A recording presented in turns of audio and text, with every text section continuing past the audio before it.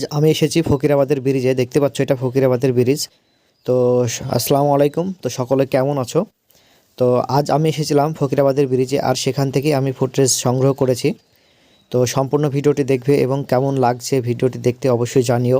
তো এই সেই ব্রিজ, আর ব্রিজ থেকে কিন্তু ব্রিজের মিডিলে আছি আমরা প্রথমে ড্রোনটিকে মসজিদের ওই দিকে পাঠাবো, কারণ এখান থেকে যে সামনে যে মসজিদটা দেখতে পাচ্ছ, এই যে এটা হচ্ছে মসজিদ। তো মসজিদ থেকে ফার্স্টে সামনের দিকে পাঠালাম ড্রোনটাকে আমরা। তো এখান থেকে ডান দিকে নিয়ে নিব ড্রোনটিকে। এই যে ডান দিক থেকে আমরা সোজা ব্রিজে নিয়ে আসবো। আবার আস্তে আস্তে কিন্তু আমরা ব্রিজের দিকে নিয়ে আসছি, এবং নিয়ে আসার পরে যে বাস স্ট্যান্ড, সামনে যে গাছটা দেখতে পাচ্ছ সেটি কিন্তু বাস স্ট্যান্ড, আর সে বাস স্ট্যান্ডের দিকেই কিন্তু নিয়ে যাব।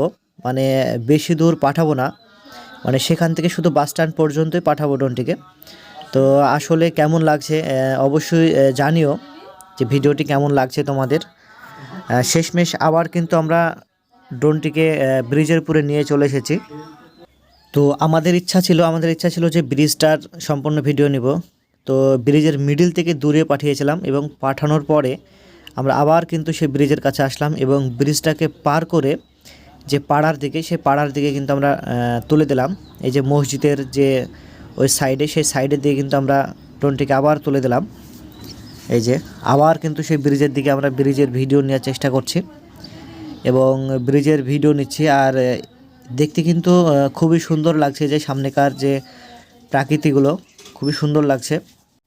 আবার যে বাস স্ট্যান্ড, সে বাস স্ট্যান্ডের দিকে পাঠালাম সেখান থেকে, এবং এখান থেকে সোজা যে মানে ওই যে বিল, সে বিলটিকে দেখা যাচ্ছে। এখন কিন্তু জল খুবই কম, আর কচুরি পানাতে কিন্তু লোড আছে। এই যে দেখতে পাচ্ছ কচুরি পানাতে লোড আছে। তো সেখান থেকে চলে এসেছিলাম আমরা মাঠে, এবং মাঠে এসে দেখছি যে কিছু লোক মানে গহমা বাঁধছে এবং গহমা বিক্রির জন্য তৈরি করছে। তো সেখান থেকে ড্রোনটিকে একদম উপরে তুলে দিলাম। তো এখানে যখন আমরা দাঁড়িয়েছিলাম তখন এই প্রাকৃতিটা দেখতে কিন্তু খুবই সুন্দর লাগছিল। তো মনে মনে ভাবলাম যে সবুজ যে ধান গাছ বা ক্ষেত, এখানকার যদি ভিডিও ধারণ করা যায় তাহলে আসলে কেমন লাগবে। তো সেই চিন্তা মাথায় নিয়ে আমরা সেখানকার যে ধানের যে জমি, সে জমির ভিডিওটা নিলাম, এবং তার ওখানে যে একটা ছোট্ট পুকুর আছে, সে পুকুরের উপরে ড্রোনটিকে আমরা তুলে দিলাম। এবং তার আশেপাশে যে গাছগুলো আছে সেগুলো কিন্তু খালি চোখে যাই হোক দেখতে কিন্তু খুব ভালোই লাগছিল। তো ভাবলাম যে ড্রোনের মাধ্যমে যদি সেটা দেখি আসলে কেমন লাগবে। তো সেভাবে কিন্তু আমরা ড্রোন উপরে তুলেছিলাম, এবং দেখতে খুবই সুন্দর লাগছিল। তোমাদেরকে কেমন লাগছে সেটাও জানিও। তো এখানে দেখলাম যে পরপর কিছু পুকুর আছে, কারণ পরপর অনেকগুলো পুকুর আছে। সে পুকুরের উপর দিয়ে একদম আমরা ড্রোনটিকে পাঠিয়ে দিলাম, দেখি কটা পুকুর আছে তাই ভেবে। তো এখানে কিন্তু অনেকগুলো পুকুর আছে, পরপর কটা আছে তোমরা অবশ্যই জানিও। দেখছি দুই সাইডে পুকুর আছে, এপারেও পুকুর আছে, ওপারে পুকুর আছে। এই যে অনেকগুলো পুকুর আছে, তো কটা পুকুর আছে অবশ্যই জানিও। তো ওই দিক থেকে যখন ঘুরে এসে ড্রোনটিকে যখন উপর থেকে আমরা নিচে নামাচ্ছিলাম, তখন চাচা কিন্তু একইভাবে ড্রোনের দিকে তাকিয়েছিল। এই যে একইভাবে কিন্তু সে ড্রোনের দিকে তাকিয়ে আছে। সে হয়তো ভাবছে আসলে এটা কি, মানে এরকম হয়তো তার মন মানসিকতা হতে পারে। সে যাই হোক, যখন আমরা মাঠের ভিডিও ধারণ করি তখন সবচাইতে একটা জিনিস ভালো লাগে, সেটা হচ্ছে যে মাঠের যে জমি, মানে পরপর যে জমির যে বাঁধ বা আল, সেগুলো কিন্তু একদম স্পষ্ট দেখা যায়, এবং কার কোনটা জমি কিন্তু বেশ ভালোভাবেই দেখা যায়। এই যে দেখেই বুঝতে পারছো তোমরা।